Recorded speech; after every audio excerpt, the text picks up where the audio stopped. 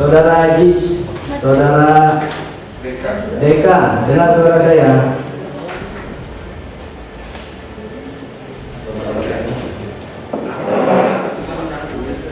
Dengar saudara saya.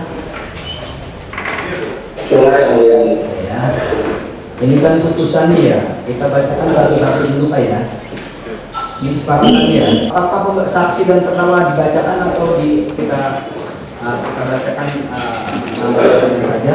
Gitu ya. Jasa. Jadi terdakwa dan saksi kita akan bacakan. Lanjut meningkat. Sidang perkara nomor 1145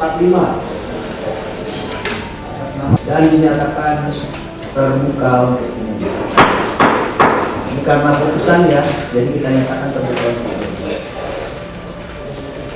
Untuk media supaya tidak menghidupkan blik ya. Siap, Yang Mulia. Karena kalau dulu kadang-kadang mata. Ya, siap. Kita bacakan putusannya ya. Untuk 1145. Dengarkan ya terdakwa Alona ya, putusannya ya. Saya mendengar ya. Jangan setelah saya bacakan saudara nggak mendengar. Dengar ya saudara saya ya. Dengar yang Ada satu hal sebetulnya yang perlu saya sampaikan bahwa di pengadilan Tangerang untuk perkara-perkara tertentu yang menarik perhatian ada sebenarnya seperti ketua pengadilan yang menyatakan supaya mohon dibantu apabila ada pihak yang mengatakan bisa mengurus atau membantu dan sebagainya untuk korupsi ya. Jadi kita tidak seperti itu. Sidang perkara klien kami terdakwa Ibu Alona sudah diputus oleh Yang Mulia Majelis Hakim. Yang pertama, perlu kami garis bawahi, putusan Majelis Hakim membebaskan terdakwa Alona dari dakwaan tentang eksploitasi seksual anak. Tidak terbukti. Tidak terbukti. Yang dilakukan oleh dan yang dituduhkan oleh jaksa penuntut umum pada terdakwa Ibu Sintiara Alona. Demikian. Yang hari ini majelis menggunakan dakwaan alternatif kedua, memutuskan terdakwa dianggap melakukan mempermudah perbuatan yang dilakukan oleh saudara YK dan saksi S dengan putusan hukuman penjara 10 bulan. Jadi perlu kami garis bawahi bahwa terdakwa tidak pernah melakukan tindakan mengeksploitasi anak. Ya, itu perlu digarisbawahi. Itu yang perlu kami sampaikan sebagai penasihat hukum. Ya, karena tidak terbukti dia melakukan perbuatan yang dituduhkan selama ini. Jadi saya perlu garis bawahi bahwa tidak ada tindakan prostitusi yang dilakukan oleh Ibu Alona. Tidak ada itu. Saya sependapat dengan Yang Mulia Majelis Hakim Pengadilan Negeri Tangerang yang membebaskan terdakwa dari dakwaan melakukan tuduhan tentang perbuatan mengeksploitasi anak. Itu tidak pernah ada dan tidak pernah ada buktinya memang. Jadi begini, Majelis Hakim hari ini menjatuhkan putusan atas terdakwa atas nama Alona Sintiara. Majelis Hakim tidak sependapat dengan tuntutan dari penuntut umum, di mana penuntut umum menyatakan terdakwa terbukti melakukan tindak pidana sebagaimana dalam dakwaan alternatif pertama, melanggar pasal 88 Undang-Undang Perlindungan Anak ya. Majelis Hakim tidak sependapat bahwa Sintiara Alona telah mengeksploitasi anak. Jadi menurut Majelis Hakim dari fakta persidangan tidak terbukti adanya eksploitasi tersebut, tapi Alona terbukti melakukan tindak pidana dalam dakwaan alternatif kedua, yakni mempermudah perbuatan cabul yang dilakukan sebagai mata pencarian. Itu aja. Terhadap kedua lainnya sama-sama terbukti juga terhadap tindak pidana yang sama juga. Sama-sama terbukti melakukan tindak pidana sebagaimana dilakukan dalam dakwaan alternatif kedua. gitu ya. Kecuali Aziz, kecuali DK ya, kita hukum 1 tahun. Yang nek, untuk Aziz kita hukum 10 bulan juga, sama dengan Cynthia Raulana. Jadi terhadap putusan tadi ditanyakan kepada para terdakwa ya, 3 orang itu menyatakan menerima, dan jaksa pada hari ini juga setelah ditanyakan majelis hakim langsung mengajukan upaya hukum banding. Gitu.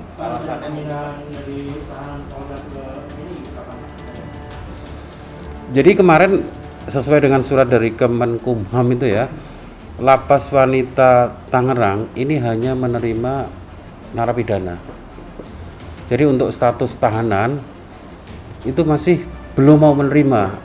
Sedangkan perkara ini kan berlanjut sampai tingkat banding, artinya ada kemungkinan penahanan yang dilakukan oleh Majelis Hakim Pengadilan Tinggi Serang, dan ketika ditahan oleh Majelis Hakim Pengadilan Serang maka statusnya adalah tahanan. Jadi belum bisa juga sesuai dengan surat dari Kemenkumham, dari Menkumham, untuk masuk ke lapas gitu, ke lapas wanita, karena pada prinsipnya sekali lagi lapas wanita hanya menerima narapidana, tidak menerima tahanan gitu. Kemungkinan besar tetap akan berada di tahanan Polda. Ya, DK memang ada peran juga dia dalam membantu dia membantu kan. Terbukti bahwa dari persidangan DK itu pacarnya, kemudian dia menerima uang 50.000 kan, tapi 50.000 itu juga digunakan untuk makan berdua juga gitu. Jadi bukan untuk kepentingan DK sendiri gitu. DK itu kan ada hubungan dengan korban gitu. Oke, jadi sekali lagi di persidangan tidak terbukti bahwa Alona menerima uang dari praktek prostitusi itu. Alona hanya menerima uang sewa hotel, itu aja. Alona tahu ada praktek prostitusi di hotel tersebut, tapi dia membiarkan. Hanya itu saja Alona. Dia tidak aktif, dia tidak kenal dengan korban, dia tidak pernah meminta korban untuk menginap di hotelnya, dan dia tidak pernah melakukan tindakan apapun supaya korban itu menggunakan fasilitas hotelnya, dan tidak pernah mencarikan tamu dan lain sebagainya. Karena di persidangan terbukti bahwa mereka sendiri yang menggunakan aplikasi micat untuk mencari pelanggan. Pada hari ini bahwa pengadilan telah memutus perkara Cynthia Raulana dengan Abdul Aziz dan DK ya. Nah, masing-masing telah dilakukan pemutusan divonis terhadap perkara yang ditangani oleh saya. Nah, maka si Abdul Aziz dan DK itu berbeda, karena dari awal peranannya si Abdul Aziz adalah dia tidak begitu pasif ya, dia cuma hanya ikut saja. Yang si DK ini adalah aktif ya. Nah, kemudian bahwa si Abdul Aziz ini divonis ya 10 bulan, tetapi begitu dinyatakan bahwa dia menerima, maka spontanitas jaksa menyatakan banding, yang sebenarnya ini kan terlalu dini gitu loh ya. Maka si DK dituntut sesuai dengan undang-undang yang dikatakan melakukan eksploitasi, ternyata tidak terbukti. Hanya dia mengadakan, memperlancar, menyiapkan agar terjadinya prostitusi online.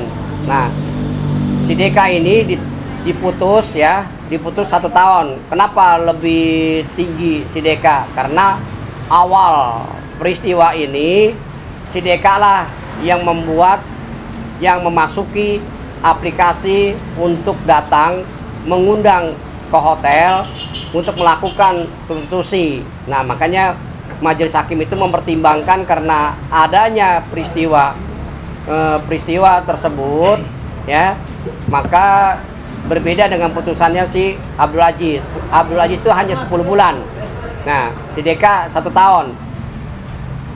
Pada awalnya jaksa menuntut selama 6 tahun.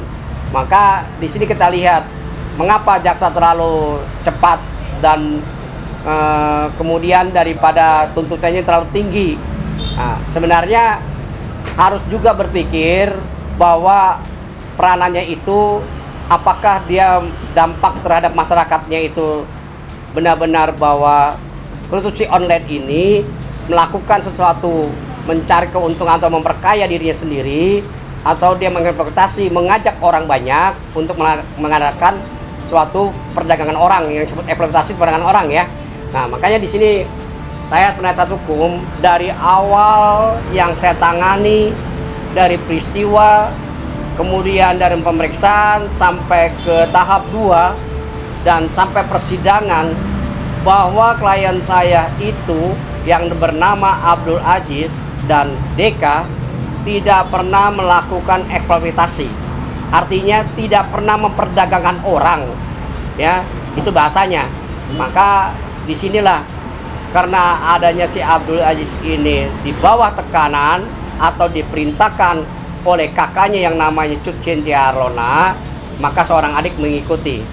Tetapi yang artinya si DK inilah yang membuat suatu pertama dia mengadakan satu aplikasi, memasuki orang, terus transaksi. Nah, kemudian juga artinya hanya satu dia, tapi teman-temannya tidak tahu dia. Sepertinya seperti itu ya.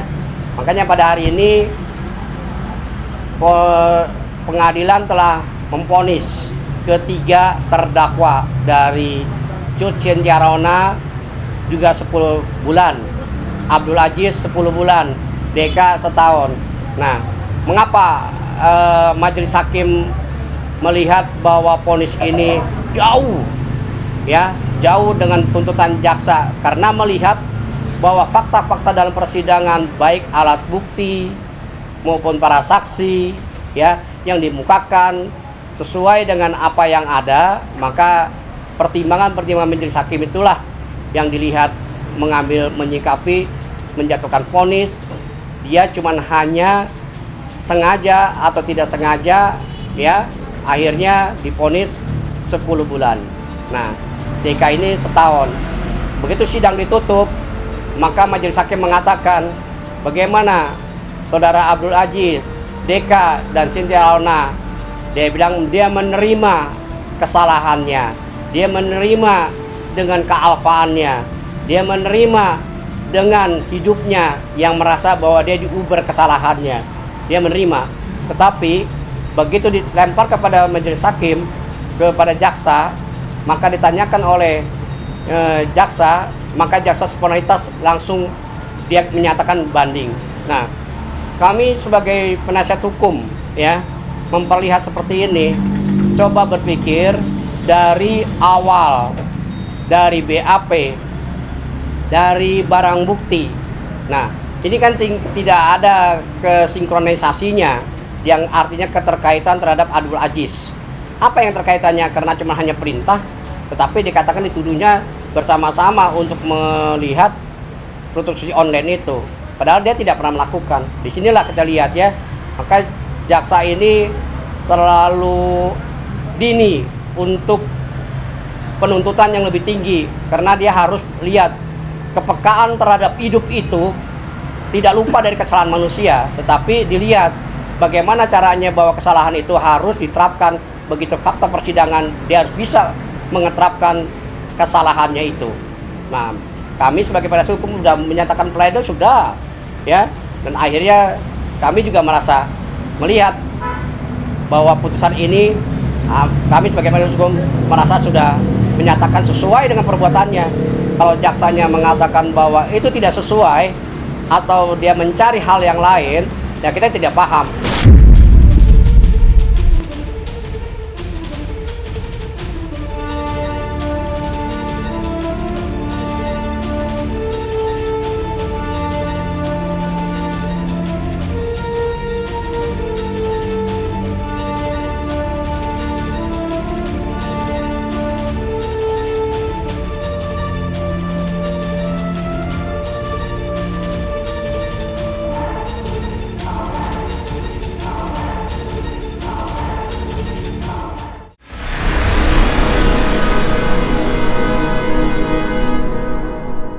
Jadi jangan lupa untuk subscribe Cumi Cumi. Ditekan ya tombol lonceng merahnya.